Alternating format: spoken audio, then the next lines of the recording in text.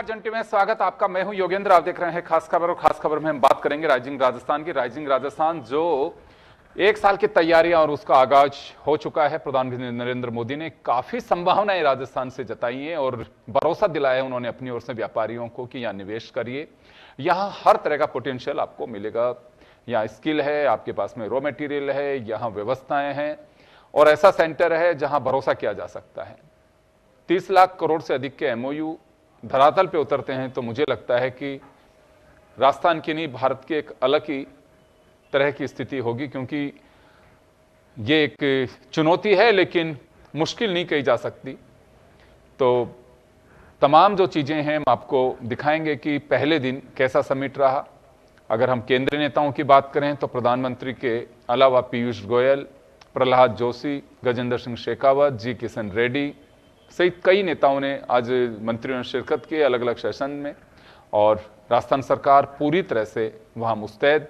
हमारे साथ अजय अग्रवाल साहब हैं जो लगातार अब तक जितने भी समिट राजस्थान में हुए उनको बहुत नज़दीक से देखा है। इनके कई साथियों ने एमओयूज भी किए हैं, तो एक्सपीरियंस भी और वास्तव में इस समिट से हम किस तरह की कुछ उम्मीदें कर सकते हैं।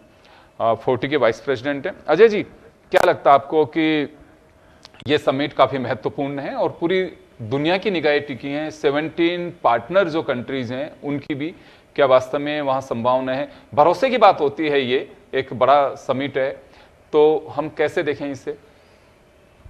योगेंद्र जी, देखा जाए तो आज की इकोनॉमी के अंदर बिजनेस और इंडस्ट्रीज के साथ के अंदर ही देश की तरक्की की जा सकती है, और उसी दिशा के अंदर एक ये बहुत बड़ा कदम है जो राइजिंग राजस्थान माननीय मुख्यमंत्री भजनलाल जी ने अपने नेतृत्व के अंदर राजस्थान में प्रथम वर्ष में ही अपने कार्यकाल के अंदर जो चालू किया है। राइजिंग राजस्थान देखा जाए तो जयपुर और राजस्थान के जितने भी अपने कहते हैं इंडस्ट्रीज बिजनेस, उसको बढ़ाने के लिए एक बड़ा कदम है।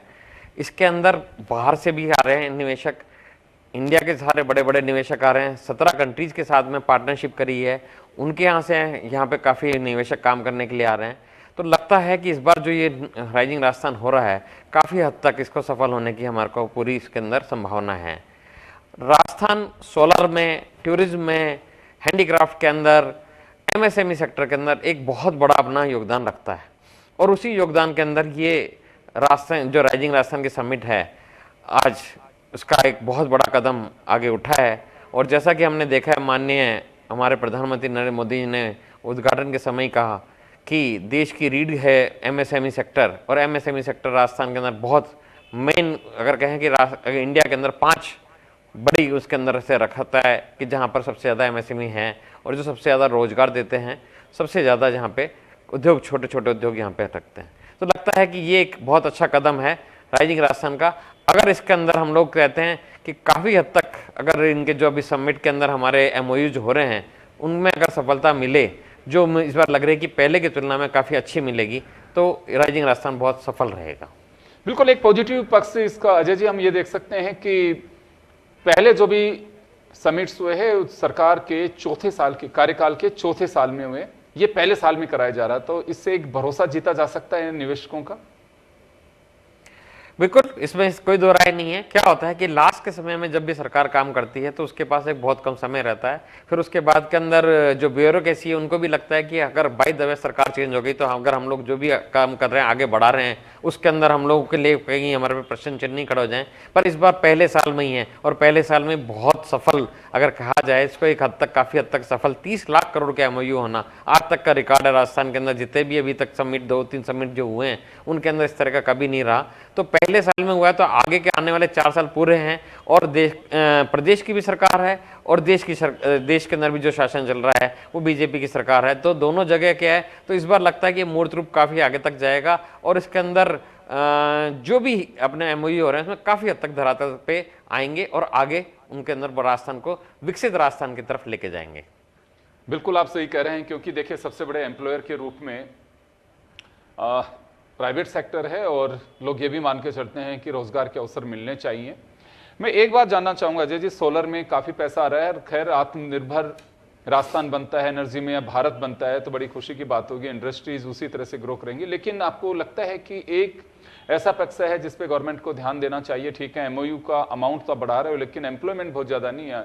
अगर एनर्जी वहां पे प्रोडक्शन भी होगा उसका, तो भी हम मान के चल सकते हैं कि चलिए बहुत अच्छी बात है। लेकिन आईटी सेक्टर को यहाँ अभी तक मुझे लगता है कि जो पिछले दिनों कर्नाटक के बेंगलोर या पुणे, महाराष्ट्र, कई जगह पे जिस तरह की कुछ परेशानियां रही हैं, चाहे गुड़गांव हो, नोएडा हो, इसका कहते हैं कि वहाँ पोल्यूशन की वजह से गैस चैम्बर में वहाँ का यूथ रह रहा है। तो जयपुर इनका एक ऐसा सेंटर बन सकता है अगर इस पे गवर्नमेंट प्रयास करे या इस समिट के जरिए कुछ मैसेज देने की कोशिश करे। बिल्कुल सही कहा आपने योगेंद्र जी। जयपुर एक ऐसी जगह है जो सेंट्रली प्लेसेस है, और अपन कहते हैं दिल्ली एनसीआर के बिल्कुल सेंटर के अंदर है। यहाँ पे रोड कनेक्टिविटी अच्छी है, एयर कनेक्टिविटी अच्छी है, ट्रेन कनेक्टिविटी अच्छी है। तो अगर जो अपन के आईटी सेक्टर के लिए एक बहुत बढ़िया मुफीद जगह है, अगर इसको कह सकते हैं ना, आईटी सेक्टर एक ऐसा सेक्टर है जिससे काफ़ी हद तक रोजगार यहाँ पे सृजन हो सकता है। और रोजगार सृजन के लिए जैसे महिंद्रा जी, आज आनंद महिंद्रा जी ने के अंदर अपने बोला कि हमने पूरा यह महिंद्रा सहज के अंदर भी कर रखा है और आगे भी हम लोग इसमें डेवलपमेंट करेंगे। तो उसी हिसाब से लगता है कि अगर आईटी सेक्टर यहाँ पे अगर करे, बैक ऑफिसेज यहाँ पे काफ़ी बने, क्योंकि यहाँ पे लिटरेसी भी काफ़ी हद तक ठीक है, अच्छी है, और राजस्थान में अपने को मैन पावर भी मिल रही है।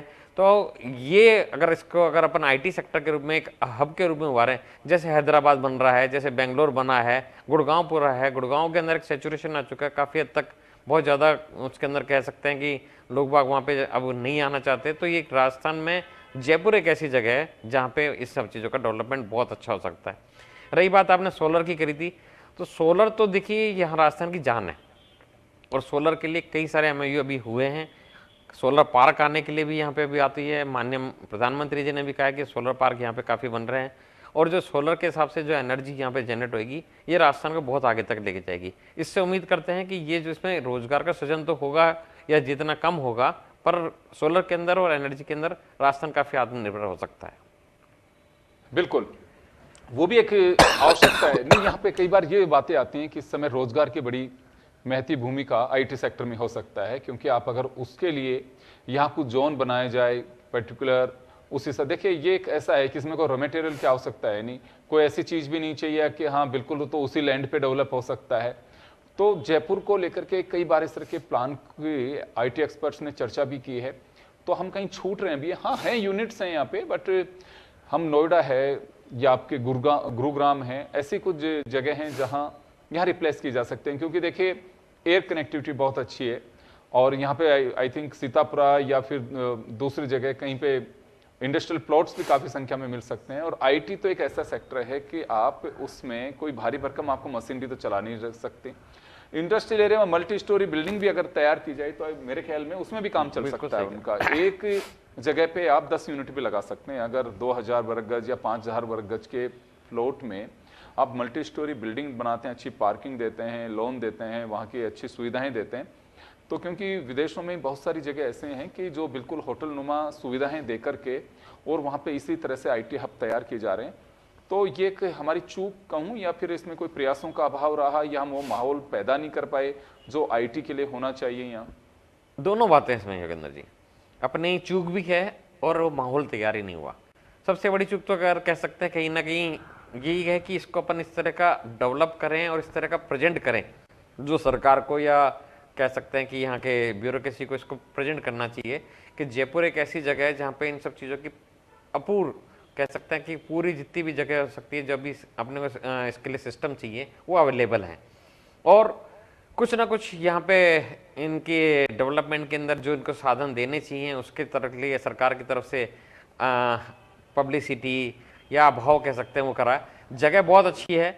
सेज के अंदर अपने पास एक जगह अलॉट करी गई थी जहाँ पे इस तरह के यूनिट्स के लिए किया गया था। सीतापुरा के अंदर है, और जो आपने बताया कि मल्टी स्टोरी बिल्डिंग के अंदर इस तरह के सारे आईटी सेक्टर्स बनते हैं, जो आज भी अगर अपन देखें चाहे हैदराबाद में, चाहे नोएडा के अंदर हैं, चाहे बेंगलोर के अंदर हैं, या अपन किसी अगर देश के विदेश में भी देखें तो सिएटल के अंदर हैं, सब जगह इसी तरह की मल्टी लेवल वही बने हुए हैं जहाँ के ऊपर ही आईटी सेक्टर्स का सारा काम होता है। और इसके लिए बहुत ज़्यादा अपने को रॉ मटेरियल की कहीं भी ज़रूरत नहीं होती है। इसके अंदर जो मैन पावर है वही रॉ मटेरियल है। तो अगर रॉ मटेरियल अपने पास यहाँ प्रचुर है तो हम अगर उसको काम में लेना चाहिए और आईटी सेक्टर को करना चाहिए, आगे आना चाहिए। आगे आने वाला समय भी आईटी का है, एआई का है, इन सब चीज़ों के साथ में जो है उस समय को अगर देखें, और राजस्थान में जैसे अभी लगा ये राइजिंग राजस्थान में किया है, इसके अंदर इंडस्ट्रीज को तो है ही, इंडस्ट्री के साथ साथ में सर्विस सेक्टर को भी आगे बढ़ाया जाए। सर्विस सेक्टर के अंदर ये आईटी सेक्टर बहुत बड़ा है, हमारे यहाँ टूरिज्म बहुत बड़ा है। टूरिज्म को अगर हम साथ में लेके चलें तो राजस्थान के अंदर अपूर्व संभावना है कि जितनी भी हम चाहें यहाँ पे राजस्थान को हम डेवलप कर सकते हैं। और जैसे विकसित भारत हो रहा है वैसे विकसित राजस्थान बहुत जल्दी हम उसको राजस्थान को भी बहुत आगे वाली श्रेणी में, राज्यों की श्रेणी में ला सकते हैं। बिल्कुल, क्योंकि कुछ सेक्टर ऐसे हैं कि जिसमें हमें, मुझे लगता है कि गौर करना चाहिए। और ये खैर ये नहीं हो सकता है कि पहले दिन में ही आप सब कुछ कर देंगे, बट एक कॉन्सेप्ट क्लियर करना चाहिए, क्योंकि आज जिस भी इंडस्ट्री में जुड़े होते हैं वहाँ पे अपॉर्चुनिटी किसी भी तरह की हो, लेकिन आईटी हर सेक्टर में इस वक्त आपके, मैं कहूँगा, एक बेस बनता जा रहा है। वो एनर्जी सेक्टर में भी आईटी के लोग हैं, किसी भी सेक्टर में। तो उस लिहाज से एआई का ज़माना है। आप अब तो आईटी में भी काफ़ी आगे की जनरेशन में लोग बात कर रहे हैं। तो मुझे लगता है कि ये एक हमारे सामने एक चुनौती बिल्कुल नहीं कहूँगा मैं, क्योंकि एक अपॉर्चुनिटी है ये। और प्रधानमंत्री नरेंद्र मोदी आए तो मुझे लगता है कि इस सेक्टर पे यहाँ बात रखी गई होगी, और नहीं रखी गई तो माध्यम बहुत सारे हैं और ये मैसेज किया जाना चाहिए। यहाँ काफ़ी इंडस्ट्रियलिस्ट आए हुए हैं, चर्चा काफ़ी है, लोगों को एक यूँ कहूँ कि जो एक हेल्दी एटमॉस्फेयर मिलना चाहिए व्यापारी को, तमाम चीज़ें वहाँ पे। बस ये है कि जिस तरह के आज मैसेज और माहौल की तैयारी की जा रही है या दिया जा रहा है, वो 24/7 रहना चाहिए, जिसका अभाव है। व्यापारी सबसे ज़्यादा मारा जाता है तो सरकारी मशीनरी के आगे ही। ये एक अनुभव है अजय जी, जिसे दुरुस्त करने की आवश्यकता है भजन लाल जी को। बहुत ज़्यादा ज़रूरत है। अगर अभी तक भी देखा जाए कि जैसे अगर अपने पहले भी राजस्थान के अंदर हमारे कुछ समिट्स हुए थे, प्रवासी राजस्थान का भी हुआ था, रिसर्जेंट राजस्थान का भी हुआ था, बहुत सारे अच्छे अच्छे एमओयू, उस समय भी लाखों करोड़ के एमओयू हुए थे, पर धरातल के अंदर से उसमें से बहुत चंद परसेंटेज के ही आ सके थे। और उसका रीज़न यही रहा था कि जो हमारी अफसरशाही है वो इतनी ज़्यादा हावी रही कि हमारी उन चीज़ों को मूर्त रूप से आने ही नहीं दिया गया। आज प्रधानमंत्री जी ने एक बहुत बड़ी बात कही थी कि उन्होंने कही थी कि जो हम हिंदुस्तान आगे बढ़ रहा है, भारत आगे बढ़ रहा है, उसमें सबसे बड़ी बात है रिफॉर्म, देन परफॉर्म और देन ट्रांसफॉर्म। मतलब हम किसी चीज़ को पहले हमने सोचे कि क्या नई चीज़ आ सकती है, फिर उसके लिए परफॉर्मेंस करें और हम उसको आगे लेके आएँ और ट्रांसफॉर्म करें कि हमारा देश, हमारा प्रदेश, हमारा शहर हमारा आगे बढ़े। बट अभी हमारी स्थिति ये होती है कि हम नई चीज़ें सोच तो लेते हैं, पर जहाँ परफॉर्मेंस की आती है वो सेकंड स्टेयर के ऊपर ही उस चीज़ों को दम तोड़ देती है या वहीं पर रुक जाती है। तो हमें चाहिए कि आज की स्थिति में अगर अफसरशाही और साथ के अंदर जो अगर कह सकते हैं नेतृत्व है, प्रदेश का नेतृत्व है, वो अगर इसको आगे लेके आएगा तो हमें उम्मीद कर सकते हैं हम इसमें से इस बार पहले की तुलना के अंदर काफ़ी हद तक इन सब जितने भी एमओयूज हो रहे हैं या राजस्थान के अंदर जो प्रगति है हम उसको आगे कर सकते हैं। जो हमें उम्मीद है कि अब की बार वाले राइजिंग राजस्थान के अंदर इन सब चीज़ों को देखने को ज़्यादा मिलेगा हमारे को।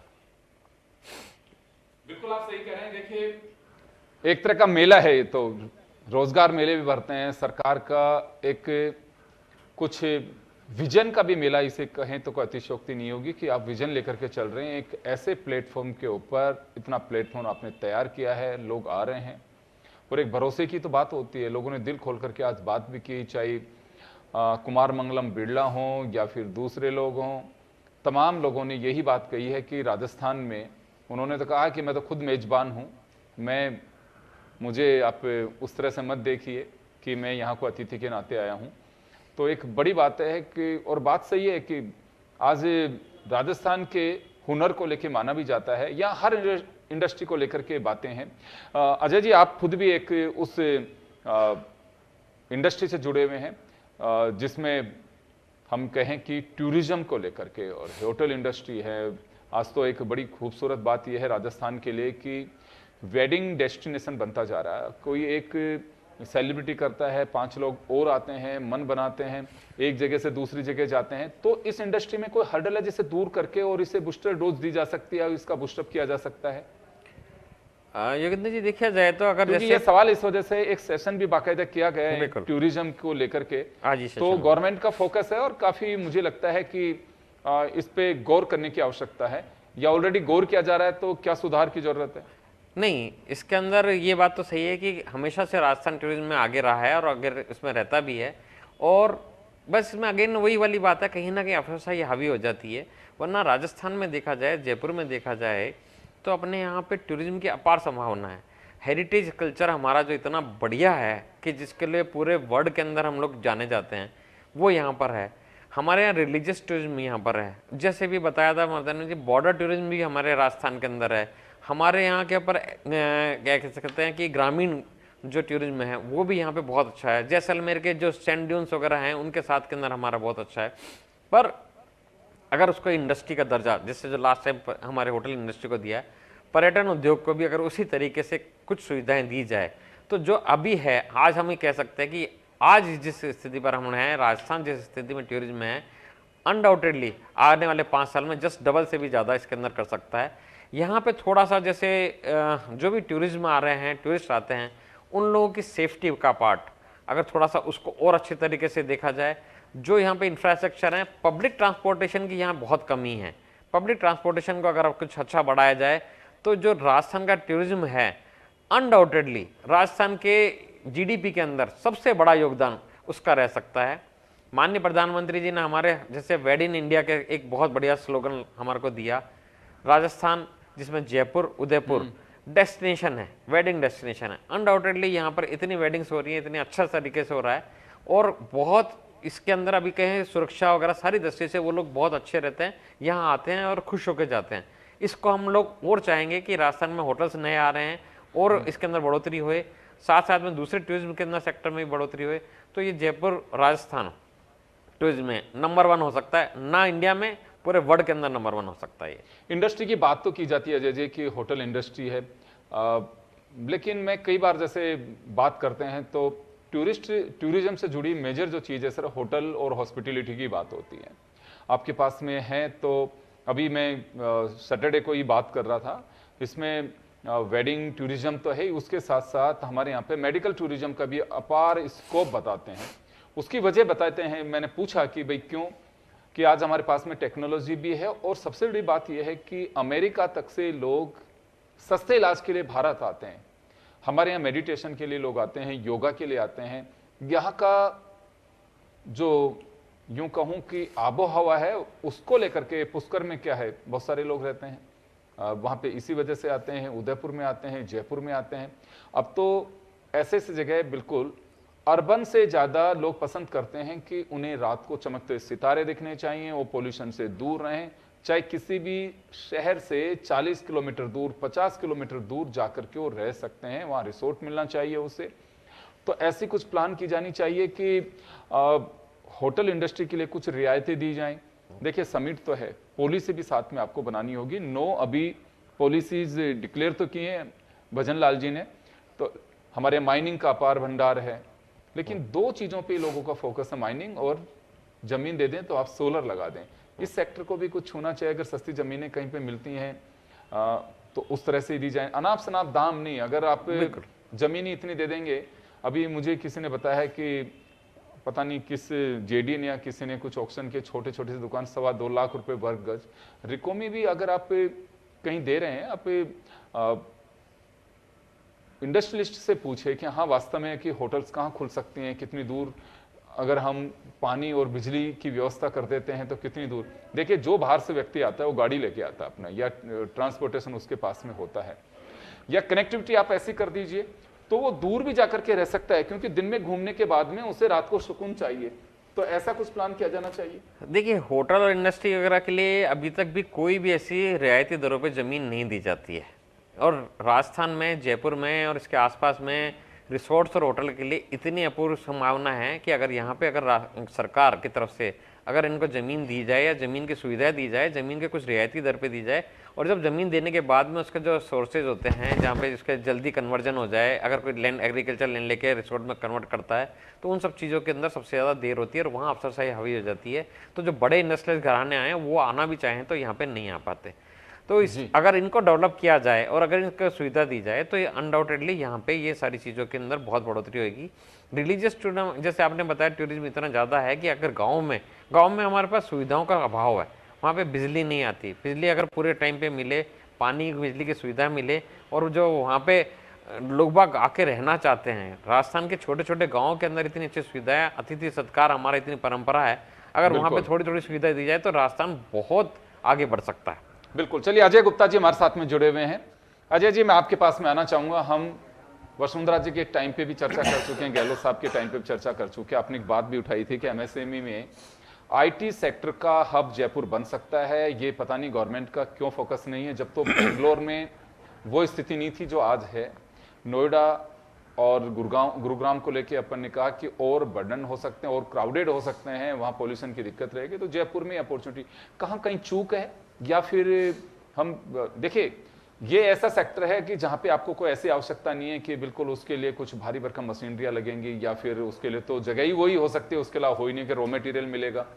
तो इसमें आपको लगता है कुछ संभावना है जयपुर में? एक्चुअली क्या है, इसमें आप सही कह रहे हैं योगेश जी कि इसमें संभावना बहुत है। आईटी 2010 में हमने इंडिया सॉफ्ट किया था जयपुर में, तो उस समय आईटी एकदम मतलब स्टार्ट था। अभी आप देखेंगे तो उस एक इवेंट की वजह से, इंडिया सॉफ्ट करने की वजह से बहुत लोग आईटी में जयपुर में आए। आज आप सही कह रहे हैं कि आज एनसीआर और गुड़गांव का पॉल्यूशन की वजह से, ओवर क्राउड की वजह से, जो आपका पॉल्यूशन लेवल है उसकी वजह से जयपुर, और प्लस जो कनेक्टिविटी हो गई अभी दिल्ली मुंबई कॉरिडोर की वजह से जो कनेक्टिविटी हो रही है, प्लस लिविंग यहाँ पर बहुत कंफर्टेबल है, तो आईटी और आईटी सर्विसेज में बहुत ज़्यादा स्कोप है। लेकिन अब एक चीज़ और नहीं आ गई। अब सर हो क्या रहा है कि अब एक नई टर्म्स आ गई, जीसीसी, ग्लोबल कैपेबिलिटी सेंटर। उसमें not only IT, complete research, engineering, design भी आउटसोर्सिंग हो रही है हायर एंड की। मैं आईटी को, उसके जीसीसी को और ज़्यादा हाई एंड मानता हूँ। इसमें गवर्नमेंट ने भी कुछ पॉलिसी बनाई है, अभी नई 7-8 पॉलिसी बनाई है, उस जीसीसी के बारे में शब्द लिखे गए हैं, लेकिन कहीं ना कहीं जो लोग इन पॉलिसीज़ को इम्प्लीमेंट करने वाले हैं, या अपन बात कर लें राजस्थान में यदि आईटी का कोई घनीकोरी है तो 2 एजेंसीज हैं, एक तो डीओआईटी और एक राजकॉम।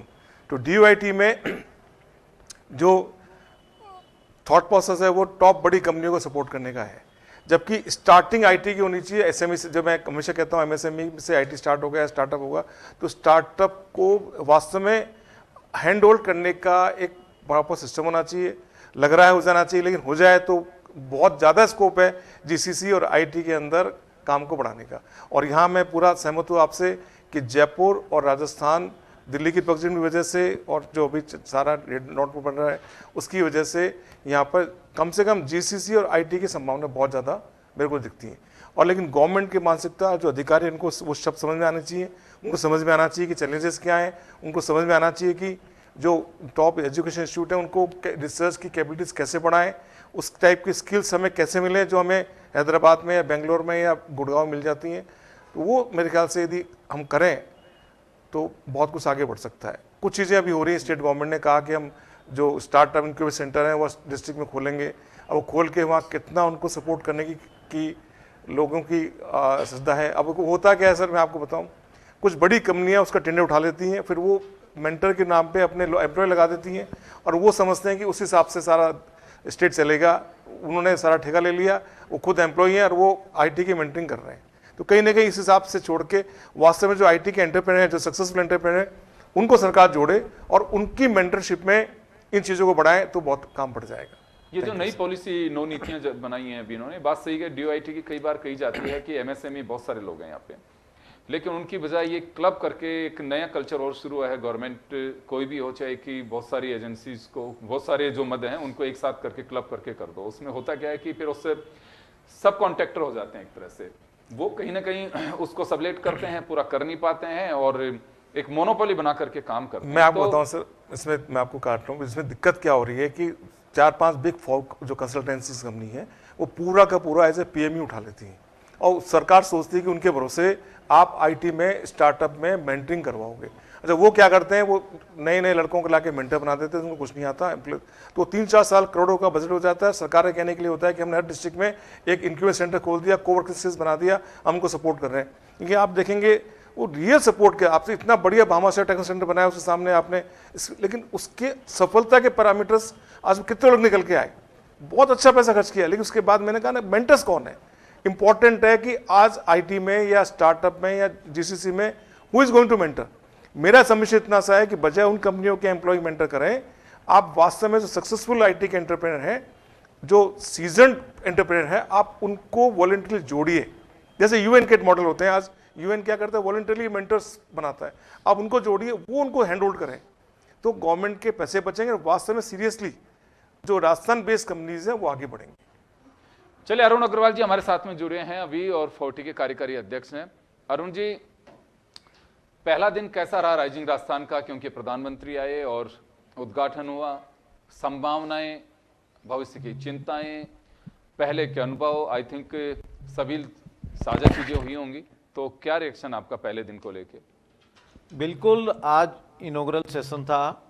माननीय प्रधानमंत्री देश के आए, उन्होंने खुद आके यहाँ इसका समिट का इनॉग्रेशन किया।